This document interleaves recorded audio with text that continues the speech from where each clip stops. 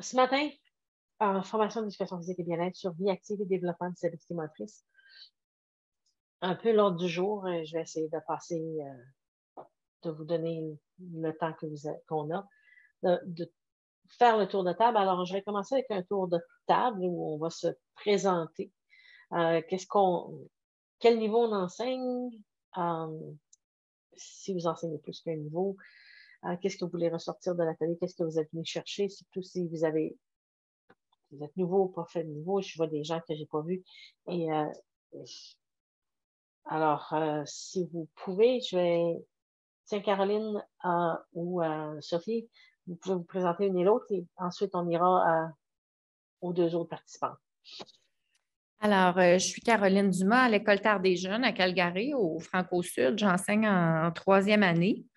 Je suis venue chercher dans cet atelier des idées d'activités à faire avec le nouveau curriculum.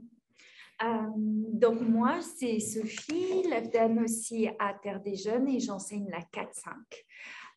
Donc, c'est pareil, c'est un petit peu comment, avec le double niveau, arriver justement à couvrir les points essentiels des deux programmes qui sont combinés maintenant aussi. Et des activités concrètes qu'on peut faire. OK. Nancy? Bonjour, mon nom est Nancy Paquette. Moi, j'enseigne à l'École La Prairie à Red Deer. Je suis en troisième année depuis quelques années maintenant.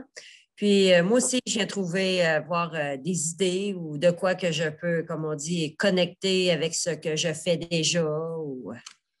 C'est ça, je suis, comme on dit, bien ouverte. Puis, je suis certaine que je vais apprendre des choses.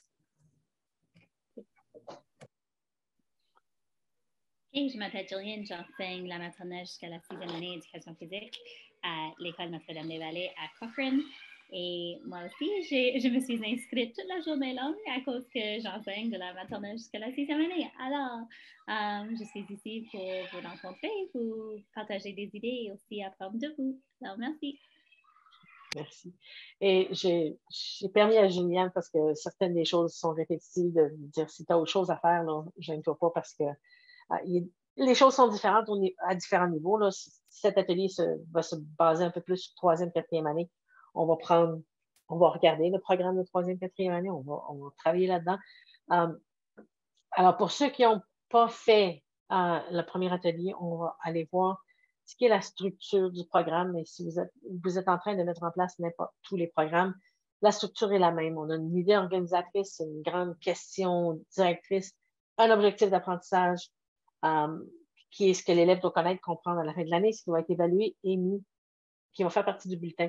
On a ensuite des éléments de compréhension et les éléments de compréhension qui donnent un sens à la connaissance. Alors, il y a des éléments de connaissance, on veut développer la compréhension. Les habiletés de procédure, c'est ce qu'on dit, c'est ce que les élèves doivent être capables de faire pour démontrer la compréhension de l'objectif d'apprentissage. En gros, la structure du programme et tous les nouveaux programmes sont structurés de cette façon-là. Alors, ça devient plus simple à comprendre. Ce que je voulais, ce qui est nouveau et sur lequel on veut s'arrêter, c'est ce qui est ici, sur les deux prochaines. En vie active, divisé en couleurs. En orange, maternelle, première, deuxième année. En vert, troisième, quatrième année spécifiquement. Et en bleu, c'est les éléments qu'on développe en 5-6. Le programme a ce but-là, c'est de développer, et si on regarde les grandes questions directrices, quelqu'un qui va avoir au niveau de vie active, parce que la question directrice au niveau de vie active est de bien-être. Vie active et développement des habiletés motrices, c'est le développement de la littératie physique par le mouvement et la vie active qui favorise le bien-être tout au long de la vie. Le développement de la littératie physique par le mouvement et la vie active qui favorise, c'est la même grande thème pour les deux. Alors, si on retourne, c'est exactement ça. Donc, on veut créer des enfants qui vont être actifs, qui vont être capables de faire des choix et d'avoir un bien-être global tout au long de leur vie. Et tout ça se fait en développant, entre autres, la littératie physique. Et je vais commencer rapidement. Est-ce que quelqu'un se risquerait à me dire ou à essayer de m'expliquer qu'est-ce que c'est la littératie physique?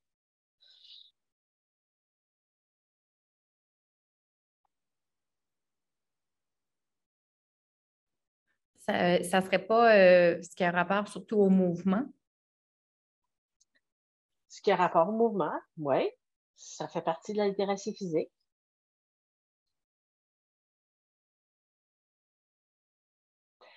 Okay. Si je vous parle de numératie, c'est quoi la numératie? Les mathématiques.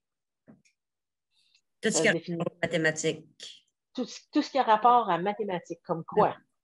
Compter, lire les nombres, dénombrer, les réglettes. Donc, d'après moi, littératie, ça doit être tout ce qui a rapport à bouger, glisser, se déplacer, faire des sauts.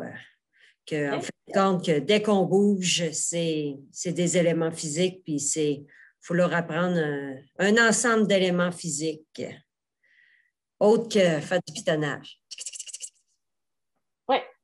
Alors, oui, littératie physique, ça se définit par la motivation, la confiance, la compétence physique, le savoir, la compréhension qu'une personne possède pour lui permettre de valoriser, de prendre en charge son engagement envers l'activité physique pour toute la vie. On a plusieurs sites qui vont nous parler de littératie physique, entre autres éducation physique et sport. Je pensais l'avoir amené sur cet onglet-là, où on nous définit la littératie physique. On va aussi parler de savoir-faire physique, qui est pas mal la même chose.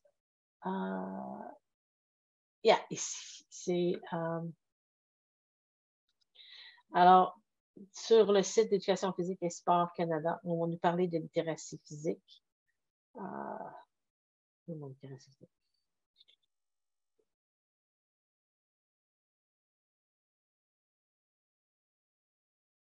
OK. Vie active.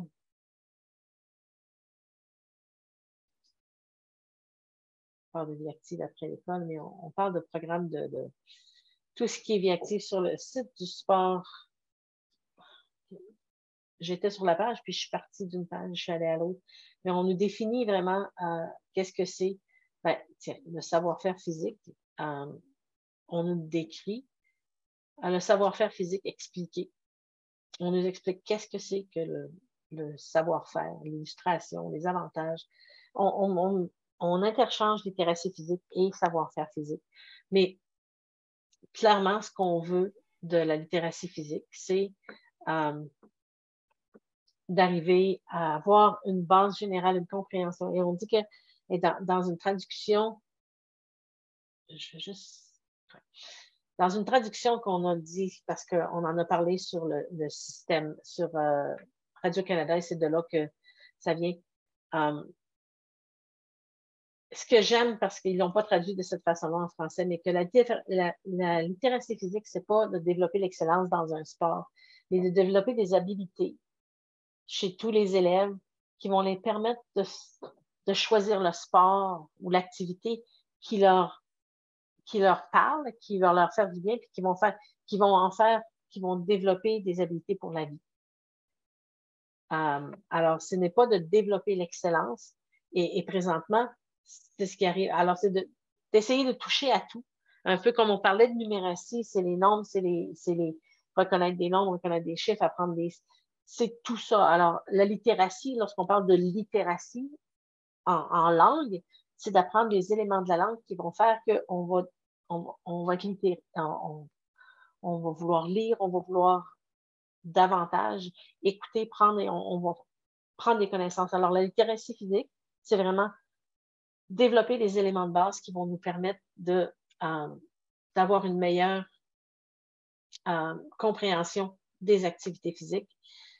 OK. Alors, et lorsqu'on arrive en 3e, 4e année, c'est de développer la santé physique et les éléments de la forme physique. De comprendre c'est quoi ces éléments-là. C'est les gros à développer. Alors, on assure qu'ils ont la base de littératie physique et c'est certain que vous ne pouvez pas assumer ça cette année. Okay? Vous êtes, excusez-moi, vous êtes pour la plupart, à part Julienne qui m'a dit qu'il enseigne de la maternelle à la 6e année, généraliste, vous enseignez l'éducation physique à votre groupe et c'est tout. Et comme généraliste, l'éducation physique et bien-être, c'est 10% de votre temps. Et je peux comprendre, et je le sais, j'ai été dans votre position, je ne passerai pas des heures à planifier mes cours d'éducation physique. On va faire, puis j'en ai qui m'ont clairement dit lors d'ateliers, tu sais, moi, là, j'arrive au gymnase, on s'assoit, puis on décide ensemble ce qu'on va faire. Quelle activité on va jouer. Ou j'ai une bonne idée en m'en allant, puis lorsque j'ouvre la porte du rangement, je vois que ce que je voulais est dans le fond, je ne perdrai pas de temps, je vais prendre ce qui est en avant, puis on va faire une activité à partir de ça. Donc, c'est certain que nos élèves n'auront pas toutes ces choses-là de développer présentement, mais nous, en troisième, quatrième année, le travail, c'est de développer la santé physique, l'élément de la forme physique. Et en 5e année, on va parler de motivation, parce qu'on veut se rendre jusque-là. Littératie physique. Alors, au niveau des habiletés motrices, voilà où on en est. Voilà les nouveautés de ce qu'il y a. 3e, 4e année, c'est ce qui est en vert. Donc, tactique et stratégie, locomoteur, non locomoteur, la manipulation d'objets mis ensemble, l'élément du mouvement, l'espace, la direction, l'effort qu'on doit mettre. Et évidemment, on continue avec le travail d'équipe et l'esprit d'équipe. C'est vraiment des choses, c'est les éléments nouveaux. Donc, si on regarde comment c'est, il y a une progression. C'est la progression qu'on a donnée. On part de la perception spatiale. Donc, et on va parler de locomoteur, non locomoteur. Je m'assurer que j'ai... Oui. Donc, est-ce que vous m'entendez toujours? Parce que mes écouteurs viennent de faire un bruit qui me... OK, parfait. Alors, c'est certain qu'on parle dans les petits niveaux, locomoteur, non locomoteur, et ça revient dans les plus grands niveaux, mais alors on parle de mouvements plus élaborés, évidemment, et on va y ajouter une manipulation d'objets. OK. Si je retourne ici, je vais vous parler, on va... du tableau des activités des ressources. Je vous amène sur le site.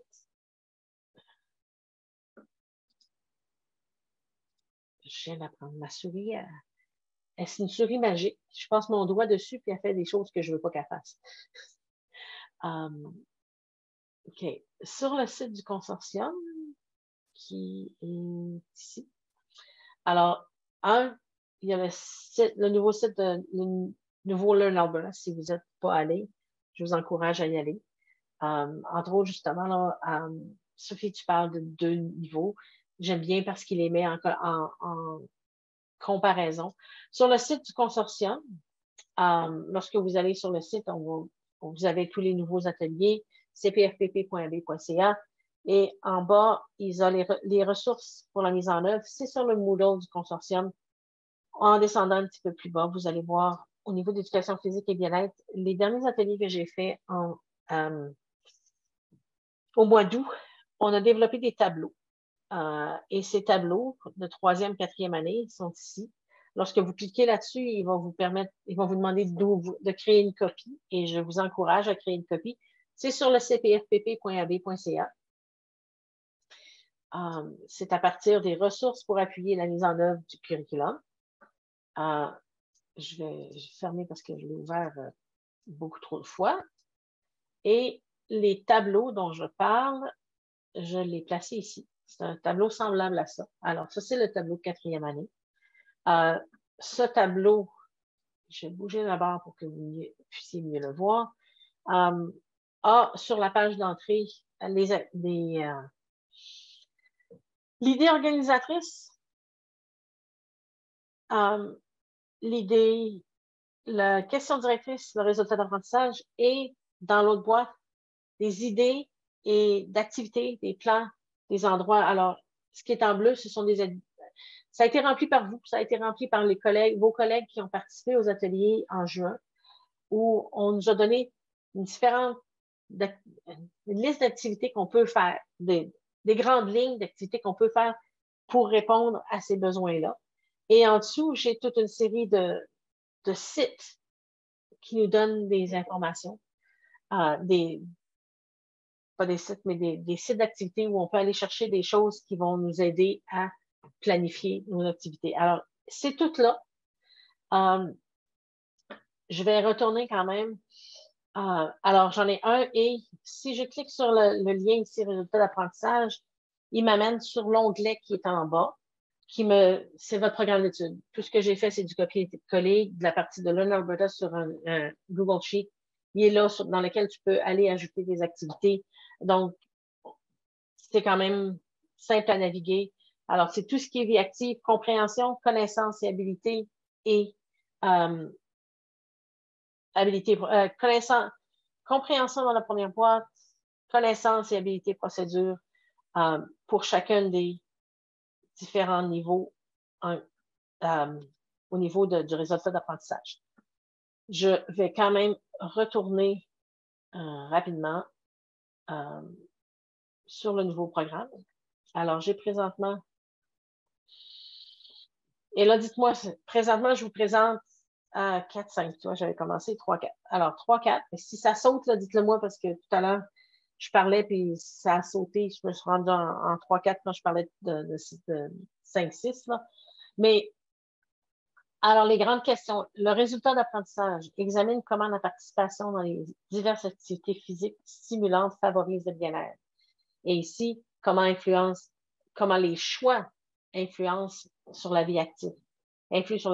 Donc, on parle de l'augmentation du niveau d'activité physique qui favorise le bien-être, qui permet aux personnes, d'améliorer la santé du cœur. Alors, ici, je fais la différence parce que je l'ai mentionné, on nous dit les choses que ça fait. Donc, ça, c'est des choses qu'on nous dit qu'on doit enseigner. On doit parler de ça. On ne peut pas juste en choisir un. Par contre, lorsque c'est écrit tel que, comme ça l'est ici, ça, c'est des suggestions. OK? Alors, les options dont disposent des personnes pour mener une vie active peuvent varier au fil du temps en raison de divers facteurs, tels que le temps, les préférences, l'accessibilité, la disponibilité et accessibilité, disponibilité n'est pas la même, peu importe, dépendant d'où ce qu'on vit. Et le sentiment d'avoir un but à atteindre.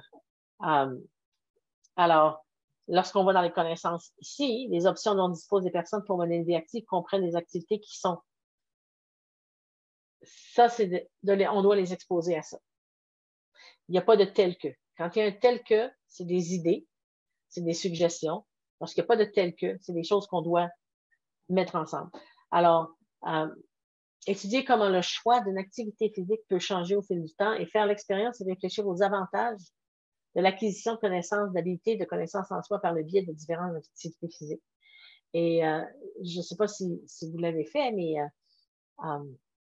c'est là qu'on est en train de parler. On est en train de parler de les exposer à une vaste étendue de choses pour qu'on puisse dire j'ai l'habilité pour faire ça ou j'ai pas l'habilité pour faire ça.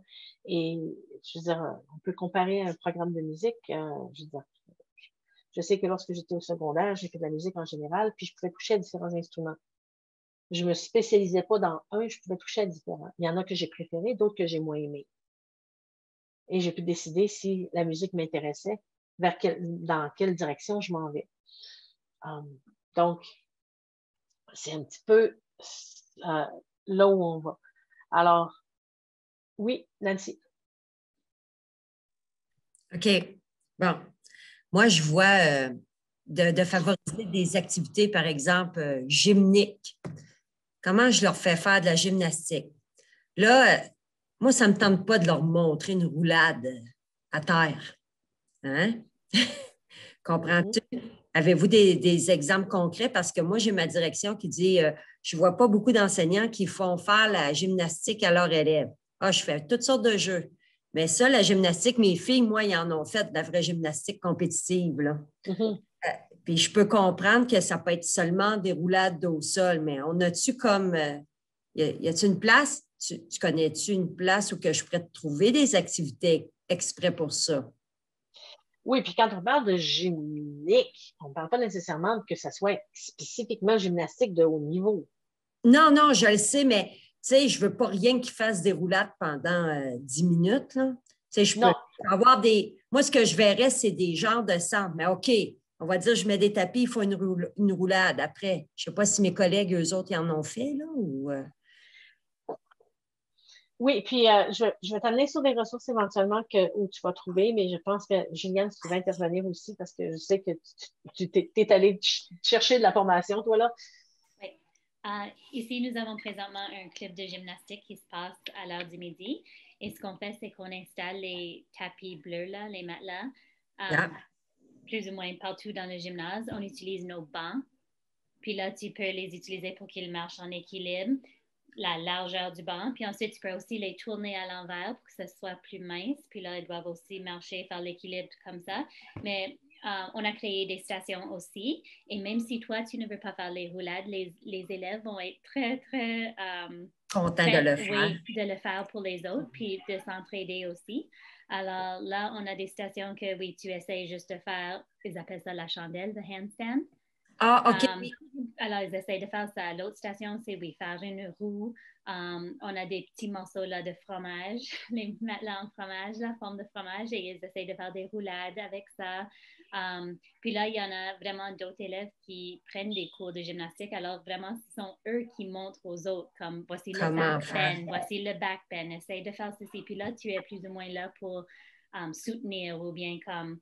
Et superviser. Oui, pour faire sûr qu'il n'y a pas de blessure. La seule chose, c'est que moi, j'ai l'impression que c'est toujours basique en gymnastique ce que je leur montre, parce que même si mon fils aussi est fait de la gymnastique, en tant que je ne suis pas professionnelle et j'aurais tellement peur qu'ils se blessent, justement, parce que des fois, quand ils veulent tenter, juste, tu sais, ils partent en homme droit, ils veulent se laisser retomber sur leurs pieds. Ben, c'est toujours risqué, comme si on n'est pas là pour soutenir le dos, ou comme des fois, je me sens vraiment pas à l'aise. Là où au basketball, c'est facile, ou au soccer, il y a moins de risques que vraiment en gymnastique telle qu'elle. Oui. Et dans le fond, ce qu'on parle, c'est du mouvement. Et ce que Juliane explique, c'est aussi, on le faisait à l'école, on organisait pendant 3 semaines, le gymnase est couvert de matelas et on a différentes stations. Alors, différents niveaux fait différentes difficultés de mouvement, mais c'est tout un circuit qu'on installe et que tout le monde fait en même temps parce que installer les matelas, installer tout cet équipement-là, mais tes gestes n'ont pas besoin d'être, les mouvements n'ont pas besoin d'être dangereux. Non, et tu vas voir mais aussi. Désolée. Oui, vas-y. J'étais juste pour dire que tu vas voir aussi les élèves qui essayent de faire le pont pour comme la première fois versus les élèves qui vont vraiment faire l'arc en arrière ou le back bend ou comme ils savent aussi à quel niveau qu'ils sont. Alors, yeah. Et tu as des élèves qui le font de façon exactement, qui font des cours à l'extérieur, qui vont vers, je veux dire, comme vers l'élite. Notre but, c'est de développer la littératie physique. C'est leur donner une idée au départ que l'enfant peut dire « Hey, maman, on fait de la gymnastique à l'école, puis j'ai des amis qui en font, puis j'aime ça, puis je suis pas mauvais, j'aimerais ça essayer. » Puis c'est dans la possibilité de la famille de l'essayer, mais pourquoi pas? Alors, l'idée, c'est pas de développer là, le grand gymnase. Puis, j'ai utilisé dans une de mes ateliers, moi, quand j'étais au secondaire, on faisait de la gymnastique avec les barres asymétriques, là, où mon prof a dit toi, vous rentrez pas parce que mes spotters sont pas assez forts pour vous sauver si vous tombez. J'ai détesté la gymnastique à partir de ce moment-là. Alors, l'idée, c'est pas ça. Là. Il aurait pu me dire oui, tu vas faire des barres, puis si tu tombes, on va faire notre possible. Mais non, il nous avait pointé là, les trois grosses de la classe là, en disant ben, les spotters sont pas assez forts pour t'aider, fait que toi, tu feras pas les barres. C'est plate, là, mais puis je considère pas que j'étais énormément motivée, mais j'étais un peu pas poche, là.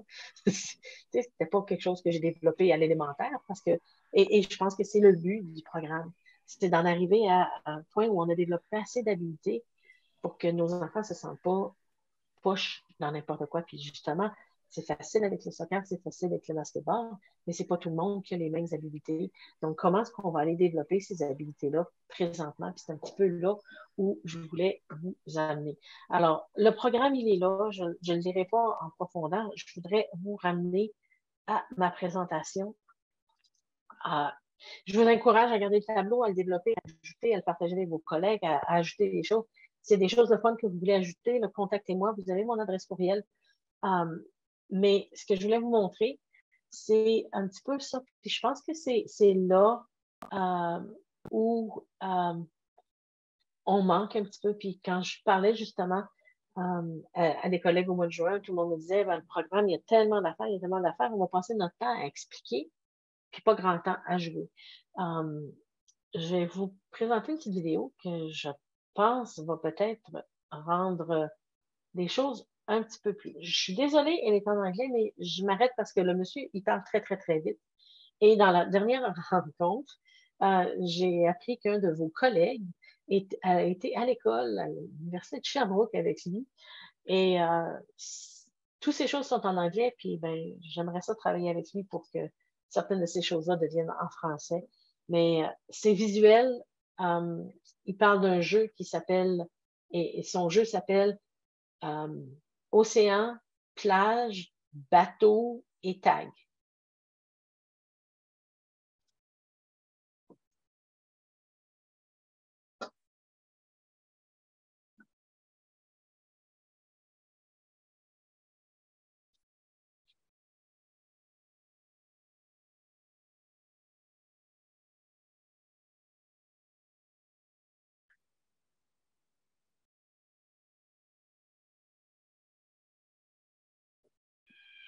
On n'entend pas la vidéo. Est-ce que c'est juste visuel, ouais, ou on ne l'entend pas parler? Pardon? On n'entend pas la vidéo. OK, excuse-moi. Je vais arrêter le partage, je vais recommencer le partage. C'est à chaque fois que je fais le partage, j'oublie toujours que je dois faire l'audio.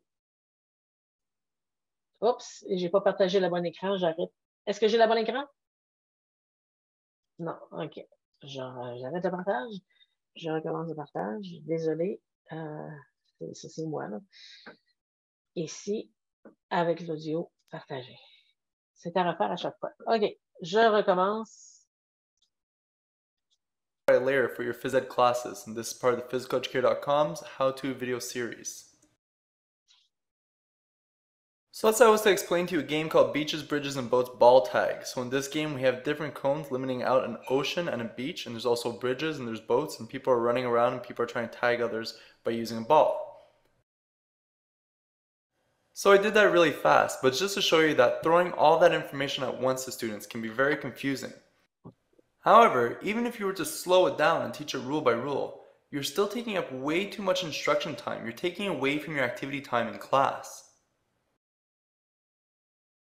So what does this mean? Does it mean I should be teaching no complex games in phys ed just because they're too complicated or they take too long to explain? No. It just means that instead of throwing all the information to my students at once, I should be layering games one layer at a time to increase their understanding of the game and also to increase activity time. So let's go back to our Beaches, Bridges, and Boats ball tag game. So in the first layer of the game, all you want to do is you want to set out your original 4 cones and tell the students that everything outside of the cones is the beach and everything inside the cones is the ocean. Now the students are not allowed to step inside the ocean. In this first layer, the students run around the beach trying to avoid contact with each other and also trying to avoid contact with the ocean. The purpose here is to have students learn about the playing area and discover new ways of avoiding contact with other players. OK. Puis je fais une pause parce que, justement, c'est une activité qui peut se voir à différents niveaux. On parlait tout à l'heure, Sophie, tu disais que c'est plus facile de le faire au basketball, mais je pense, prends basketball. Une des choses qu'on essaie d'éviter, c'est le contact. Alors, ce jeu-là demande, au début, tout simplement de courir autour de l'océan sans se toucher, trouver des façons de ne pas se toucher. Je peux imaginer, dépendant de la grandeur des gymnases que vous avez, que parfois, à la grandeur de classe, ça peut être difficile de courir sans se toucher. Alors, mais on commence avec ces niveaux. In the second layer of the game, now we can divide the ocean into two by creating a bridge down the middle. Same thing as the first layer, students get to move around the playing area, except this time they're also learning about how to use the bridge. Puis là, encore une fois, il parle de comment utiliser le pont, mais il dit pas vraiment qu'est-ce qu'il a mis comme règle. Donc, j'imagine que ça, c'est à nous de le faire ou quand on va rechercher le jeu, là, mais il y a une règle sur comment utiliser le pont. Notice how we didn't go out and add a whole bunch of rules at layer 2. We added one rule and gave the students a chance to get used to that rule. In layer 3, we're going to do the same thing, except this time we're going to add boats to the game. So the students are able to run around on the beach, they can use the bridge, or to cross the ocean, they can hop into a boat and shuffle their way across to another part of the beach, where then they hop out of the boat and give it to another player. Adding these small layers might seem time consuming, but don't forget they're giving the students an opportunity to put the rules of the game into action. Now the last layer of the game is where we're going to introduce the tagging players. So we're going to start off with two tags that start with a ball. When they have a ball in their hand, they can only pivot with it. The tags need to make passes to each other to try and tag other players. If a player gets tagged, they become a tag too. The goal of the game is to be the last running player in the game. OK, alors intéressant. Dans le jeu, lorsque tu as le ballon, la seule chose que tu peux faire, c'est de pivoter. Et d'essayer de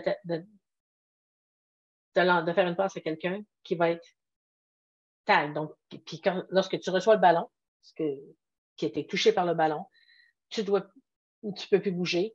Tout ce que tu peux faire, c'est aussi lancer le ballon. Donc, parlant des éléments de basketball là-dedans. Hein, il y a plein. Mais par contre, c'est une activité au niveau de tout le monde. Parce que tout le monde est au même niveau. C'est la première fois qu'ils font ce jeu-là, cette activité-là. Introducing your games layer by layer like this is going to allow you to do two things. First of all, it's going to help your students get a better understanding of the game and feel less confused. Second of all, it's going to reduce the amount of instruction time you take to introduce these games, and it's going to increase your activity time in class. Pretty much any game you'll teach in physical education can be broken down into layers. Just remember 3 rules when layering games. First of all, always start with the most basic layer of the game, even if this is just having the students run around in the playing area. Second of all, only introduce 1 or 2 rules at a time, so students are really getting a good grasp of those rules. And finally, with every new layer you bring to your game, make sure that you're increasing the tactical complexity of the game. Each layer should bring its own tactical problems to the game. Make sure to go over these tactical problems during tactical talk time in between 2 layers of a game. Okay.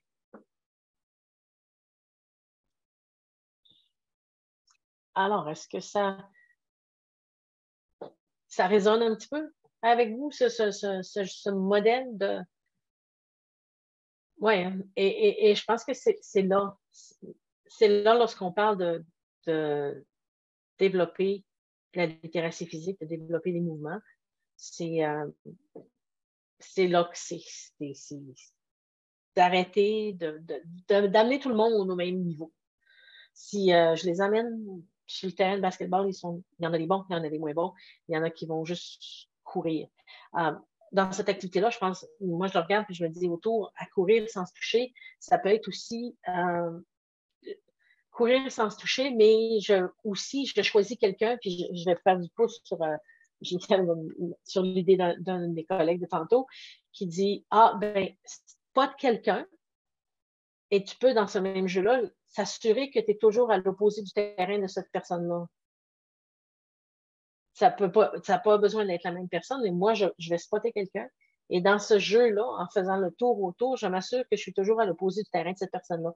Donc, ça t'apprend aussi à regarder des personnes. Dans certains jeux, avec les tactiques plus avancées, tu as besoin de regarder, tu as besoin de savoir, est-ce que lui s'en vient vers moi, est-ce qu'il va me lancer une passe, est-ce que c'est lui qui est la tag, moi, je veux rester loin de lui. Alors, c'est un peu plein de stratégies qui s'apprennent en même temps. Il y a tout plein de jeux, plein de stratégies à faire, à regarder. Je,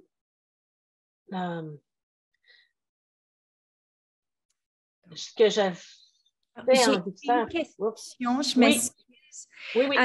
Parce que juste avec Caroline, justement, en débutant l'atelier, on se disait que nous, au final, en fait, on se sentait un petit peu coupable de faire trop de jeux comme ça, justement, que, par exemple, des sports spécifiques comme basketball ou soccer, parce que justement, dans ces jeux-là, il y a tellement d'habiletés qu'on peut développer. Donc, au final, on est dans la bonne. On est dans la bonne. Vous êtes dans la bonne voie. Ouais. Puis, en fait, si vous ne connaissez pas, puis là, j'avais une autre petite vidéo que j'allais vous présenter. Il y a un site qui s'appelle thephysicaleducator.com, qui est celui qui nous présentait la vidéo tout à l'heure. Je vais vous le partager parce que si vous ne le connaissez pas, ça vaut la peine d'aller le voir. Mais il y a toute une série, je vais enlever ça parce que j'arrive aux ressources, mais il y a toute une série de ressources. OK. Alors, je vais aller aux ressources. Les jeux. Alors, il y a toute une série de jeux, de mouvements qui sont quand même bien illustrés, mais qui vont nous... Tiens, on va prendre celui-là. Et ils sont bien illustrés. Ils sont en anglais, malheureusement, mais je pense qu'ils sont assez visuels pour qu'on les comprenne. Ils ne les ont pas tous divisés en étapes. Alors, le travail qu'on a à faire, nous, c'est d'en prendre un, puis de le diviser en étapes. Parce que vous voyez le jeu qu'on a vu tout à l'heure, parce que vous voyez la logique de diviser, parce qu'au début, tout le monde est sur le même pied. Si je suis capable de lancer un ballon, puis de me sauver des autres, je ne serai jamais bon à faire le jeu d'océan et plage. C'est la même chose que de faire des passes au basketball. Mais moi, je trouve que ça les motive énormément parce que justement, quand je le présente comme ça, sous forme d'étapes, c'est comme des défis. On essaie justement de maîtriser la première étape. Puis là, on dit, OK, on va ajouter une nouvelle règle ou une nouvelle compétence. Puis là, ils sont vraiment embarqués là-dedans. Puis plus le jeu est complexe, et ils adorent ça. Et ils adorent parce qu'ils ont développé les habiletés de base. Pour la même raison que certains élèves de 6e année détestent le basketball, c'est qu'ils en ont trop joué et ils n'ont jamais été capables de développer les habiletés de base. Puis je m'en prends au basketball, pas parce que je m'en prends, je prends parce que je sais que c'est une activité qu'on veut jouer parce que nos élèves me jouent tout le temps. Puis tu as des élèves qui ont un ballon dans les mains, qui vont aller dehors au terrain de jeu, qui vont être super, puis qui vont faire ça, ils s'en vont à la maison, puis ils jouent au basketball. Le quartier où j'étais ici, là, il n'y a pas de parc. Okay? Et à tous les jours, à partir du moment où il fait beau, là, à tous les jours, j'ai 3 ados qui vieillissent, là, mais depuis 2 ans, j'entends boum, boum, puis ils partent avec leur ballon et ils vont marcher un bon 20 minutes pour s'en aller à un parc où il y a un terrain de basket. Puis je te dis, c'est un bon 20 minutes de marche. Ils vont jouer au basket et ils reviennent, toujours avec leur ballon, en dribblant leur ballon.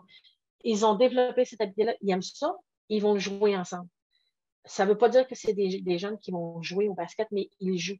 Comparé à l'enfant qui arrive à la maison le soir et qui n'a aucun accès, qui n'a pas de ballon, ou qu'il n'y a pas la permission de sortir pour aller jouer dehors, parce que ça existe aussi. C'est l'exposition. Alors, quand tu commences avec un jeu, Sophie dont tu parles, n'importe quel jeu, tout le monde est au pied d'égalité et eux ne voient peut-être pas comment ça se rapporte à un autre jeu plus soccer, plus basketball, plus commun, mais c'est les mêmes stratégies. Et puis, éventuellement, au fur et à mesure que tu ajoutes des couches, les élèves vont découvrir que c'est vrai, regarde, mais on fait comme c'est un peu comme ça au basketball, mais c'est de développer l'intérêt.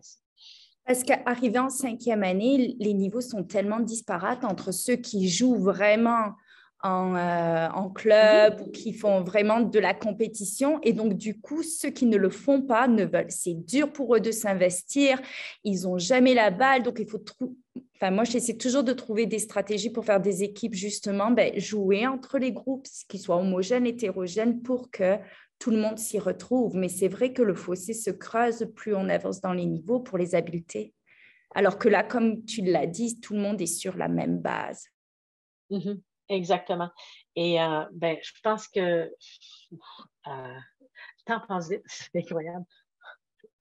Je vais juste prendre le temps de vous montrer un petit peu, puis je pense que c'est... je ne vais pas arrêter ça. OK, lui aussi a de 50. Celui-là s'appelle Spaghetti and Meatball. Ça dure 52 secondes, mais on peut aller voir que si j'ai dans ma tête que je veux faire ce jeu-là, il n'est pas divisé. Comment je vais le diviser? En regardant le jeu, pensez-y. Here we got a game called Spaghetti and Meatballs. We got the big Swiss balls, the meatball, and then we got the noodles, it's spaghetti noodles. And it's a tag game on the scooters. The kids really love it, so great lower body activity. And then if they get tagged by the noodle or the meatball, they go over to the side and they'll do 5 burpees, 10 jumping jacks. You can choose any exercise you want. And they get right back into the game. The meatball's got to always keep a hand on the ball. You can't just chuck it or roll it at people. And everybody has to travel on their pockets down on the scooter board. So it's a great game. The kids really love it. Again, it gets their heart rate up. And it's a fun tag game, the scooter board. Okay. Here we go. Alors, on peut imaginer, là, ce que je vous demandais, c'est comment vous diviseriez cette activité-là? Parce que, c'est pas donné à tout le monde là, d'être capable de... On parle encore de... Oui, Caroline. Sophie? Moi, c'est juste parce que j'ai un jeu qui est à peu près similaire, sauf que c'est avec des tapis, c'est des bateaux, pareil, et c'est plus le jeu de lancer, mais c'est pareil avec des petits scooters comme ça. Puis quand j'ai lancé le jeu, c'était étonnant parce que des 4e sur des petites planches à roulettes comme ça, ce sont d'autres habiletés à développer. Donc, on a dû se faire des petits parcours d'abord pour s'entraîner justement à avancer. Puis, c'était étonnant parce qu'au début, je n'y avais pas pensé, mais on a pris un temps de pause justement pour travailler cette habileté-là. Et il y a différentes façons de se déplacer sur ces planchettes-là. Oui. Alors, lui a mis comme règle qu'ils doivent se déplacer de dos, alors en poussant vers le dos. Mais tu as à genoux dessus, essayer d'avancer avec les mains. Il y a tellement de façons. Ah oui, parce que pour les grands, c'est pas facile et ils doivent développer ce par rapport à leur corps, justement, ce avec quoi ils sont à l'aise.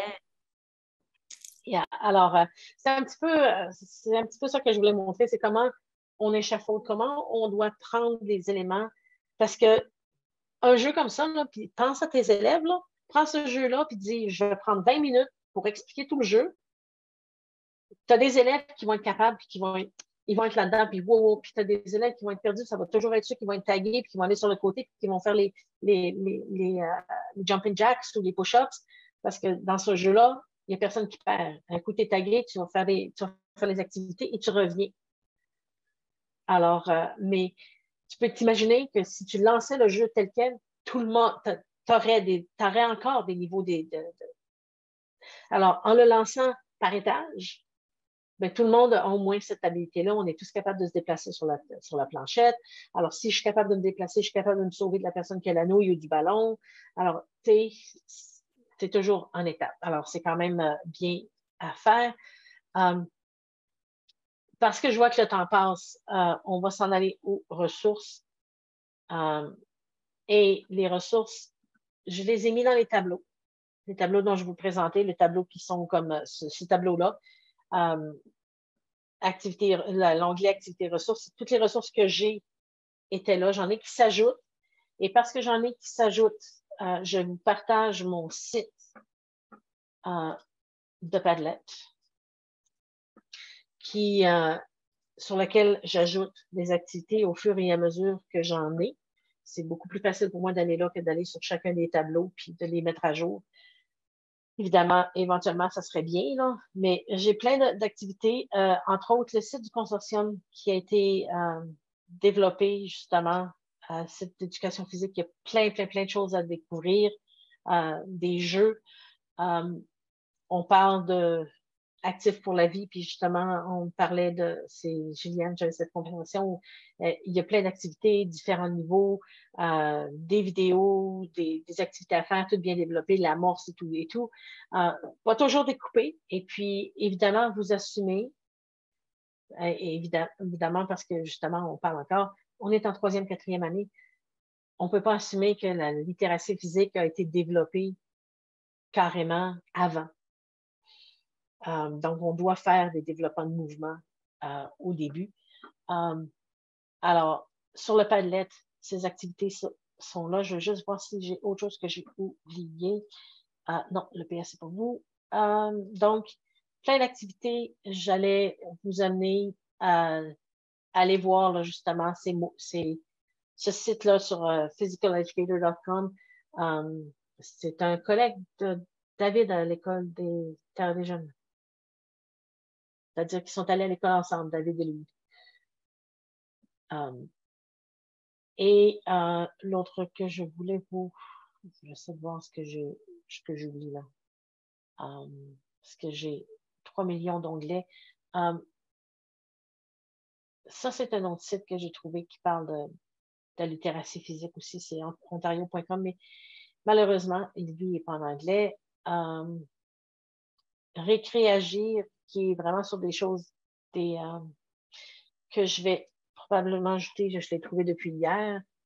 Je vous l'envoie pour aller voir des choses. Mais des sites, des activités encore, des choses qu'on peut se permettre d'aller jouer. Et lui aussi, c'est openphysed.org, c'est anglais, ça vient des États-Unis. Il y a quand même beaucoup d'activités, d'activités le fun à aller voir, là. Des activités en anglais, mais c'est... tiens, je vais aller voir. À part ça, c'est tout ce que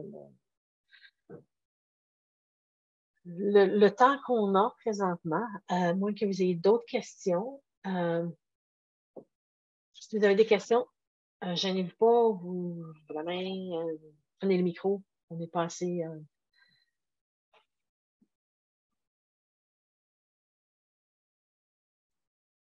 Pas de questions.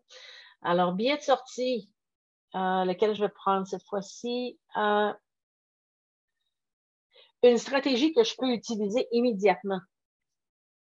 Alors, dans le billet de sortie, là, dans votre discussion, si vous pouvez répondre à ça, une stratégie que je vais utiliser immédiatement. Ben moi, ce que je vais faire tout de suite, c'est que je vais aller voir dans tes sites puis je vais me trouver un jeu pour la semaine prochaine. Je me disais que je pense que je vais me préparer un jeu, mais que je vais, tu sais, pour la semaine. Parce que des jeux à chaque cours, ça vient quand même assez long à expliquer. Puis oui, c'est vrai qu'il faut découper en parties. J'ai déjà fait des jeux de A à Z, puis en plein, des fois, tu joues 10 minutes, puis ça ne fonctionne pas. C'est pas à cause des enfants. C'est ma faute. Je n'avais pas assez découpé en parties. Mais c'est vrai que maintenant, il y a des vidéos. Moi, je vais souvent sur Physed Game. Sur YouTube, je pense que c'est peut-être le même gars que toi.